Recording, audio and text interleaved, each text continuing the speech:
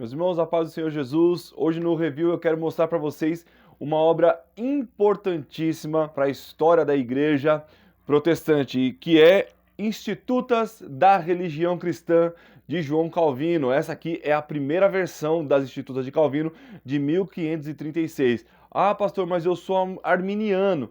Irmãos, essa é uma obra que ela é importante por ser uma das primeiras obras, né, se não a primeira obra teológica, né, profundamente sistematizada da história da igreja. Então, para nós que somos arminianos, tanto para os nossos irmãos calvinistas, é importante ter essa obra, é importante compreender essa obra. E eu vou mostrar alguns detalhes para vocês no vídeo de hoje. Vale demais a pena, ainda que você possa discordar da linha de Calvino, tem muita coisa aqui que é convergente com a fé, porque é uma fé protestante. Fica com a gente, vamos ver o detalhe aqui dessa obra maravilhosa.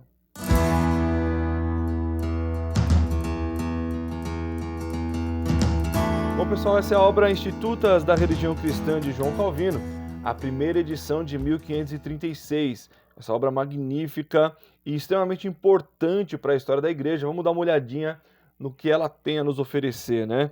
Olha só, trabalho da Fiel, né, com capricho, né, e qualidade da editora Fiel. Nós temos aqui essa arte muito bonita, né, já bem na capa da obra.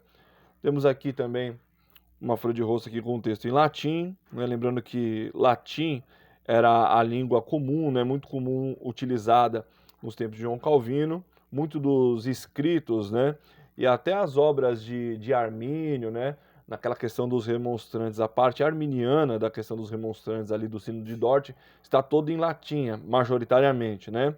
Então nós vemos aqui uma ficha catalográfica, né? Institutas da Religião Cristã, envolvendo a soma de toda a piedade e tudo mais que se deve saber sobre a doutrina da salvação. Um livro digno de ser lido por todos que zelam pela piedade, por João Calvino, né? Então é uma obra extremamente importante. Vemos aqui já chegando ao sumário. Apresentação à edição em português. Essa apresentação é feita pelo pastor Franklin Ferreira. Aqui nós temos também uma introdução. Circunstâncias em que o livro foi escrito, né? Perseguição e calúnias. Súplica pelos evangélicos perseguidos. Julgue-se a nossa doutrina pela palavra de Deus, nossos adversários. Acusações de antagonistas refutadas. Nossa doutrina é nova? Com que milagres ela é confirmada? 4.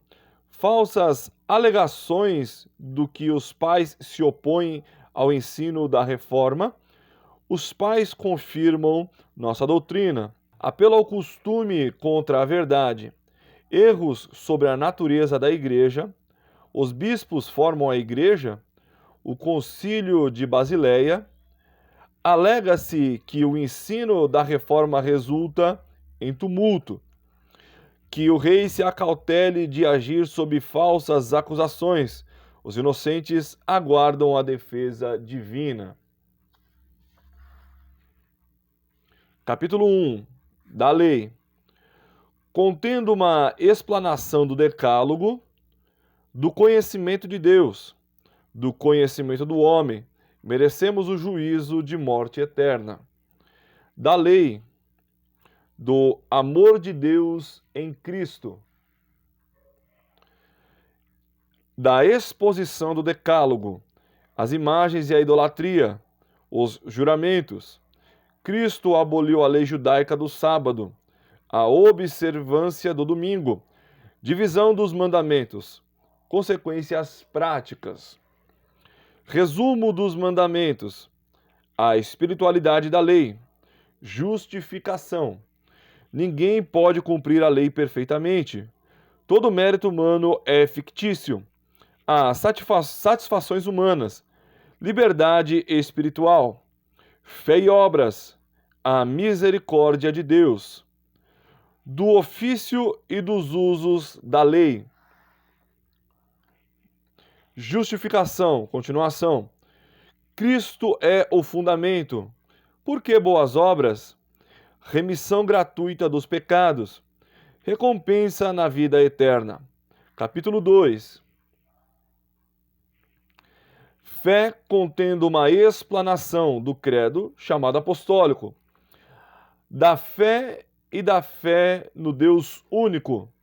Duas classes de fé: a fé genuína, o Pai, o Filho e o Espírito Santo constituem um único Deus. Distinção de pessoas, críticas dirigidas à doutrina, como Deus opera nos réprobos, antigos erros trinitários. Exposição do credo, as duas naturezas de Cristo, aqui fazendo uma exposição da união hipostática, né? Cristo homem e Cristo Deus, né? No mesmo ser. Filho de Deus e filho do homem, as duas naturezas nas Escrituras. Jesus é Cristo, Rei, Sacerdote e Senhor. Desceu ao inferno, ressuscitou dentre os mortos, sentou-se à destra do Pai. Eleição e predestinação, a excomunhão, como lidar com os excomungados, comunhão dos santos, perdão dos pecados, ressurreição da carne e vida eterna.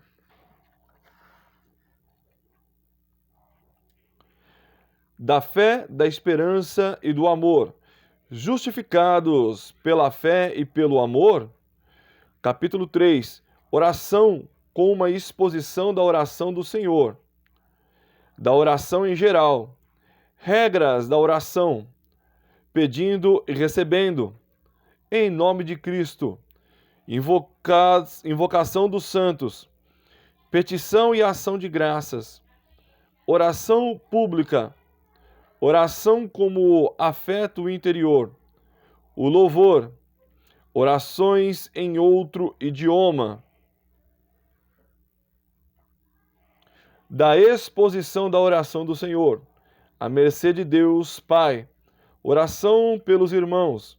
Resumo: da prática da oração, oração modelo, horas determinadas para a oração, sujeição à vontade divina, esperança e confiança. Dos sacramentos em geral. O que sacramento significa? Os sacramentos confirmam nossa fé. Essa confirmação da fé nos faz falta? Os sacramentos deixam lugar ao Espírito Santo? Os sacramentos não ofuscam a glória de Deus? O nome sacramento. Os sacramentos não justificam nem conferem graça. Outros sinais de Deus. A circuncisão como sacramento judaico. O batismo e os pecados posteriores, batizados na morte de Cristo. O batismo de João e o de Cristo. O batismo e o pecado original. Frutos do pecado. O batismo como confissão pública de fé. Quem ministra o batismo? O batismo das criancinhas. Aqui, né, lembrando que os irmãos são reformados, né, calvinistas, são pedobatistas, né? Então, para quem não está muito acostumado com essa questão, né, se você de repente é arminiano, está tendo o primeiro contato com a teologia calvinista, e você é credo-batista, né? Os nossos irmãos têm uma linha de pedobatistas, né? De batismo infantil também. A ceia do Senhor. Como Cristo se manifesta na ceia? Como Cristo está presente na ceia? O erro de Marcião. Adoração do corpo do Senhor no sacramento. A ceia como confissão e exortação. Os que comem indignamente, a comunhão é somente para os perfeitos. O uso frequente da ceia. A participação das duas espécies. O caráter sacrílego da missa. Cristo é desonrado na missa. Na missa, despreza-se a cruz de Cristo. A missa anula a morte de Cristo. A missa destrói o valor da ceia. Duplo sacrifício e duplo sacerdócio. A ceia do Senhor é um sacrifício de louvor.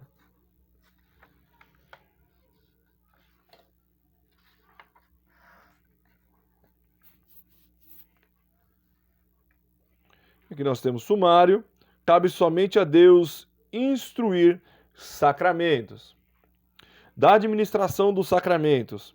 Capítulo 5 demonstra que outros 5, então comumente considerados sacramentos, realmente não são sacramentos. Em seguida, mostra-se que a que gênero pertence. Lembrando que nós, protestantes, cremos em 2 sacramentos. Já a Igreja Católica, ela crê em 7 sacramentos, né? Introdução da confirmação. Exemplo dos apóstolos, o batismo e a confirmação. Essa doutrina desdenha das Escrituras. Razões frívolas. O sacramento é antigo? Da penitência. O que significa a penitência? A penitência no Evangelho. Refutação de erros sobre a penitência. O que se entende por contrição? Argumentos baseados nas Escrituras. A confissão na Antiguidade. O ensino da Igreja sobre a confissão. Consequências deste ensino. Confissão sincera a Deus. Confissão auricular. O poder das chaves. O abuso do poder das chaves. Das indulgências. As indulgências se opõem às Escrituras. O tesouro da Igreja.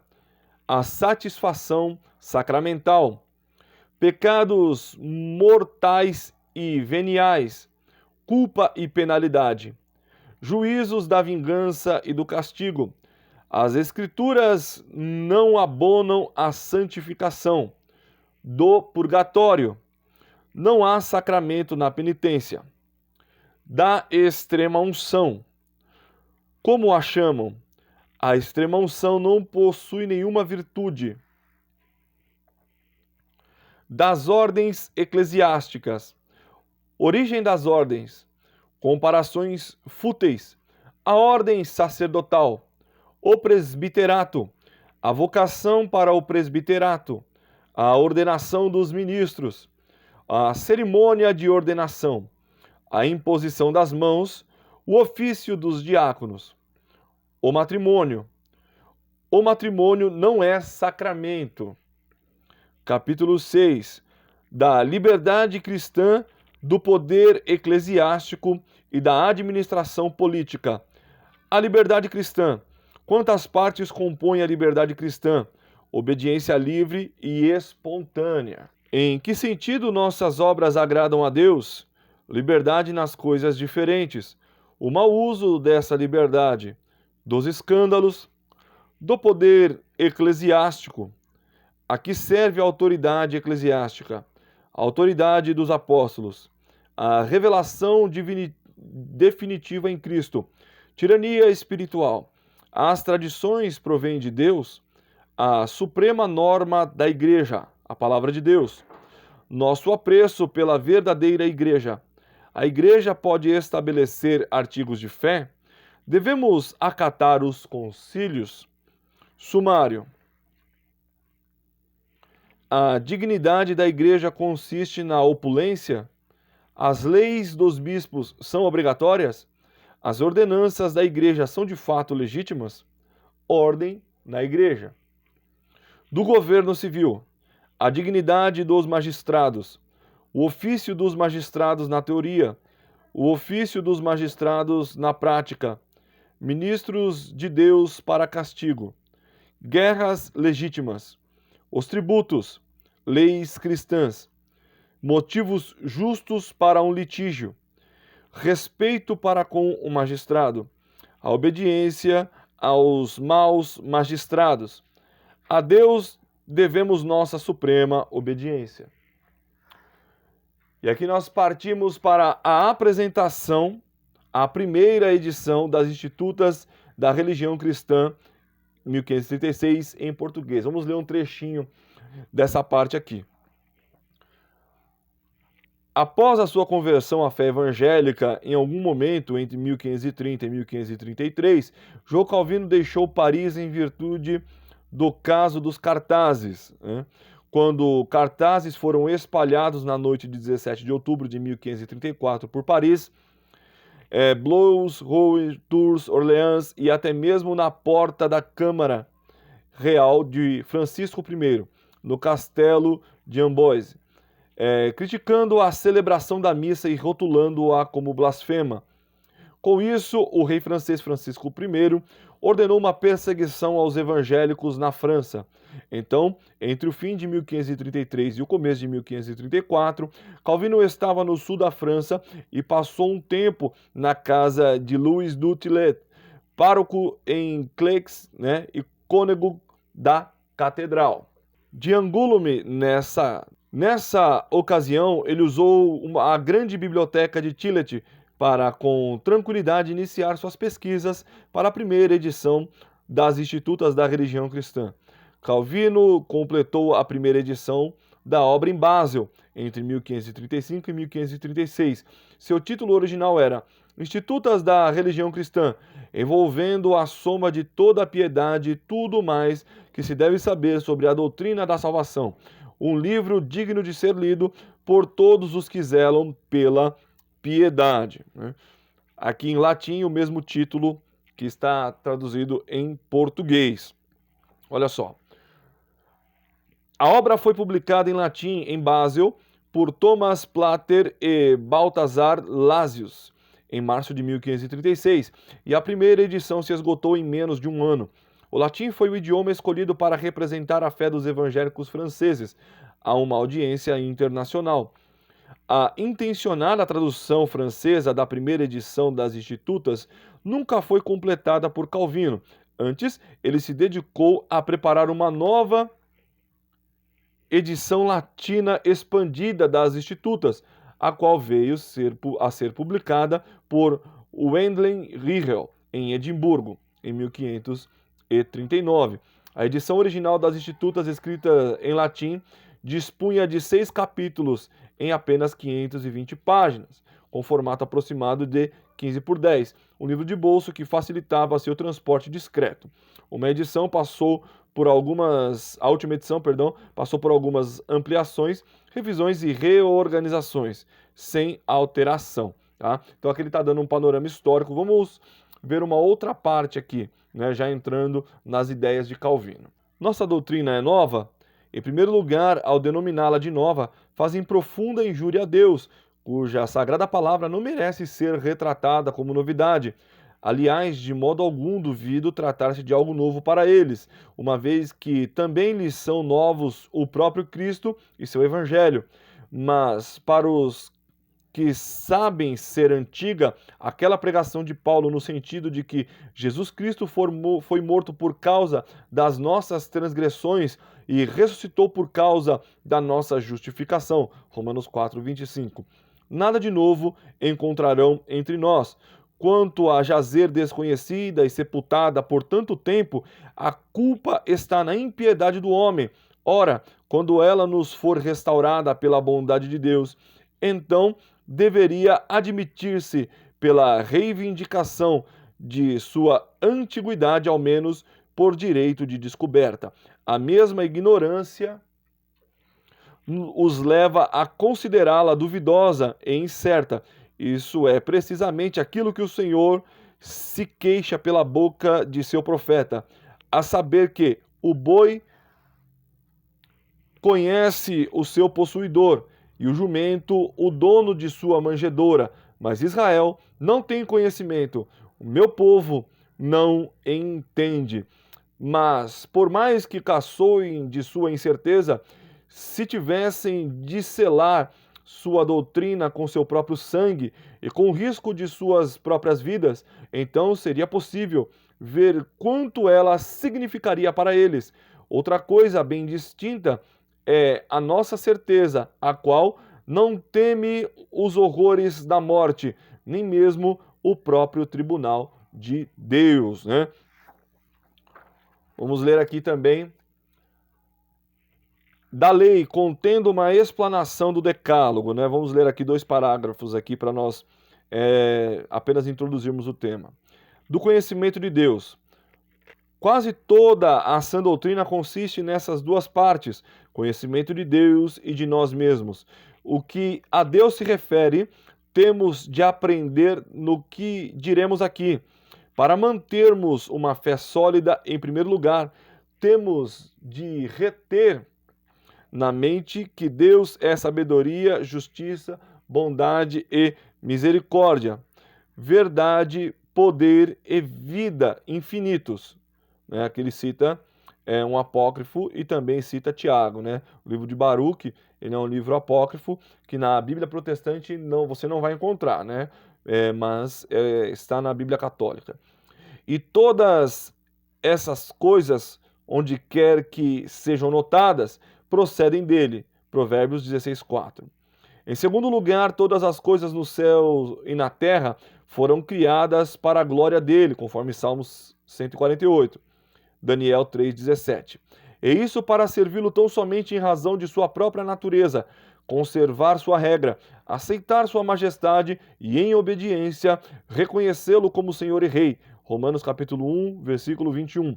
Tudo isso se deve a ele por direito. Vamos dar uma olhadinha também aqui em mais um trecho. A espiritualidade da lei. Não devemos passar por alto às pressas o fato de que não só as obras externas, mas também os próprios pensamentos e os afetos íntimos do coração são ordenados ou proibidos pela lei de Deus.